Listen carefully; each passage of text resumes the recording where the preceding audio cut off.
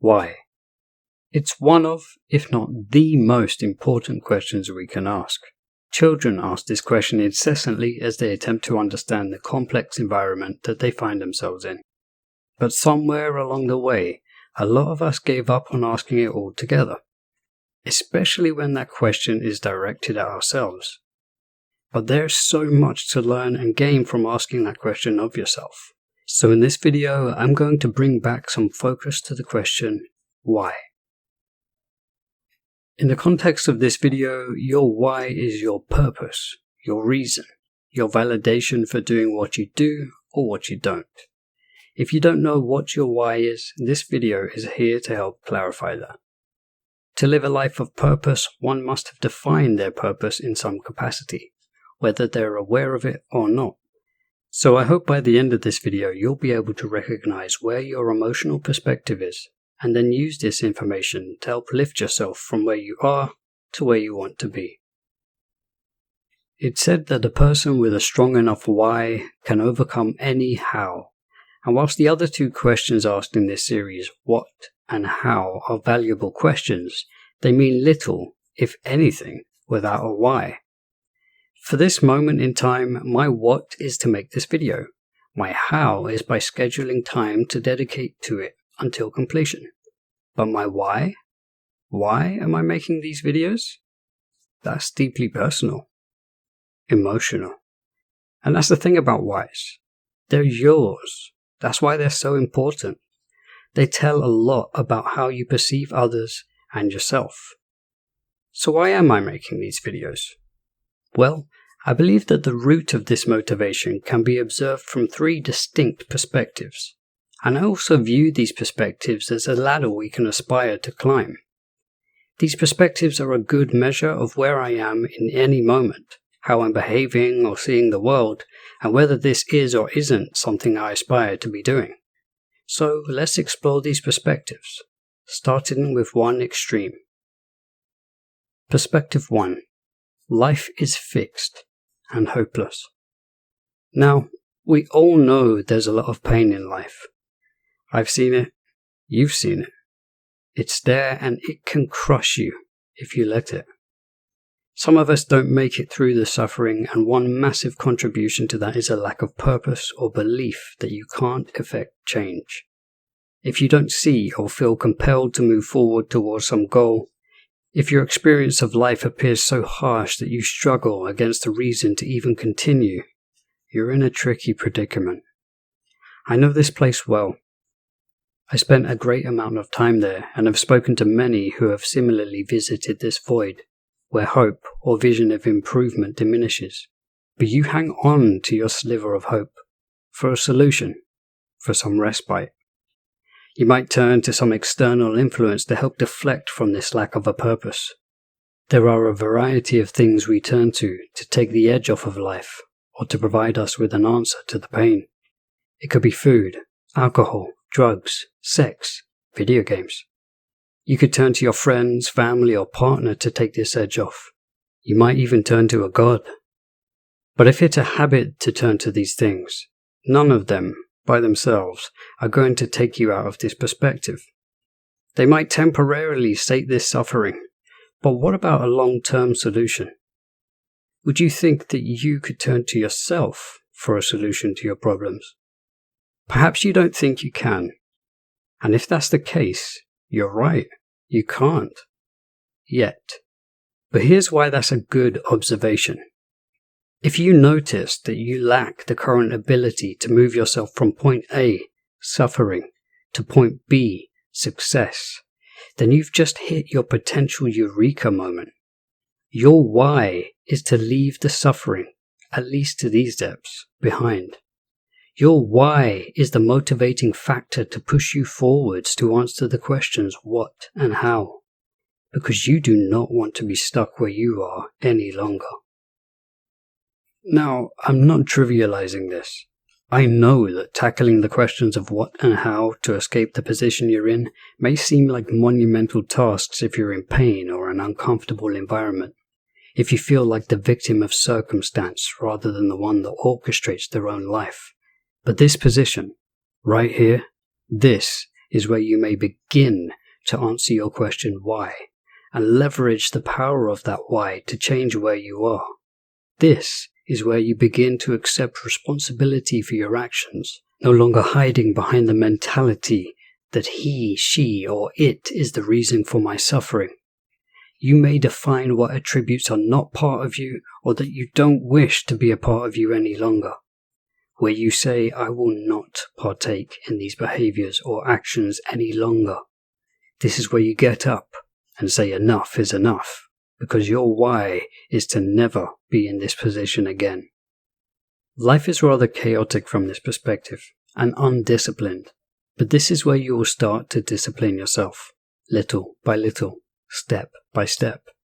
For me, that meant allocating my time to productive change in my life, away from an environment of hostility and ignorance, focusing more on the behaviors, actions, and thoughts in myself that inhibited me from progressing towards the kind of person that I want to be, and creating a plan of how to get there. So I make these videos as part of that plan, to better understand myself and others, to keep a record of where I was, to be able to look back on it in time from another place, and hopefully to inspire others to believe that they too can live a changed life. Perspective 2. Life is malleable and hopeful. Now, if you've made it out of reason 1, or you were fortunate enough to have never faced these extremes of it, then the emotional position for you won't be like stumbling away from a draining life or environment. Instead, you'll be moving towards your ideal of success, whatever it may be. You'll have to take note of what it is that you're moving towards now. And if you haven't seen it already, then I suggest watching the first video in this series to get an idea of how to define what you want to do. Also, unlike from the perspective of suffering, you'll be tackling the question why from another angle. You'll be defining yourself according to principles you do believe in, or respect and admire. You may be able to think of a person that holds these characteristics. If so, good. Observe them and learn from them. And if not, then leave a comment. Maybe I or someone else can help point you to a decent source to learn from. Answering why from this angle will not be about who you aren't, but who you are or what you want. If you view things from this perspective, you take some accountability for your actions, your emotions, your thoughts, and there are fewer things that you deflect onto others. You have some discipline already, but you're looking to take on more discipline to better optimize your efficiency and achieve greater results. For me, the focus is on where my strengths are or where I'd like my strengths to be. I'm a pretty open person. I'm happy to answer questions that people have about me in one-on-one situations, but larger groups or the idea of public speaking was something that I've been hindered by. That's another reason for making these videos. Taking a step towards who I want to be by challenging behaviors that aren't conducive to building that personality. Perspective 3. Mastery of self. Now, if you're diligent enough to have reached this point in yourself, you're confident in your ability to traverse unknown territories.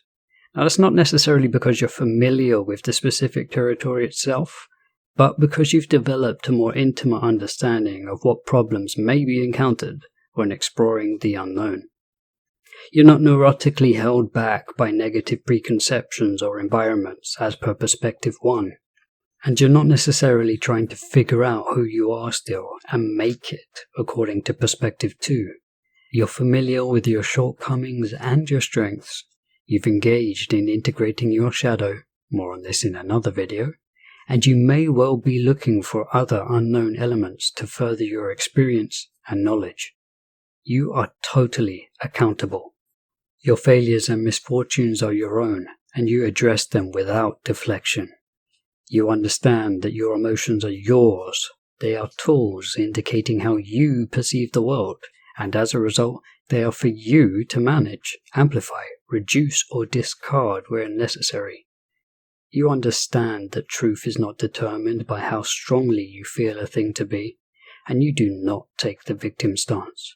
You are an authority over yourself. You're efficient. You set your whats, you figure out your hows, and whilst your whys are already established, you don't mind changing them, given good enough reason. That might even be fun for you. Now, I haven't quite adopted perspective 3 myself. I'd like to, and that's the goal, but I'm still working on it. But what about you? Where do you fit into all of this? What's your why? What motivates you? Do some of these perspectives apply to you? A mix of them? Or maybe none? Maybe you disagree with what I've said partially or entirely. Whichever perspective you view life from, I'd love to hear a little something about it. So if you're willing to share about your motivation to change, or why you already do what you do, throw a comment down below. There may well be people in the comment section willing to help manifest that change. Or maybe you're the kind of person that likes to help out others and want to put yourself out there to offer it. If you don't know what your motivation is by now, or you think that you don't have any, I suggest you spend a while going over this. I believe in your ability to effect great change, and I think you should too. But you've got to start with addressing your motivation. So if you want to change, ask yourself, why? So, that's the end of this series, and in future videos I'm going to be changing things up a bit. I'm considering going the webcam route and potentially applying graphics to the screen to help illustrate points better, but I'd like your input. You can help by leaving a comment to inform my decision on this, or if you have any other ideas you think I should consider. Also, now is the time for requests on video topics, as I'll soon be delving more specifically into psychology and philosophy. Thanks for listening, people. I appreciate your time. See you in the next one.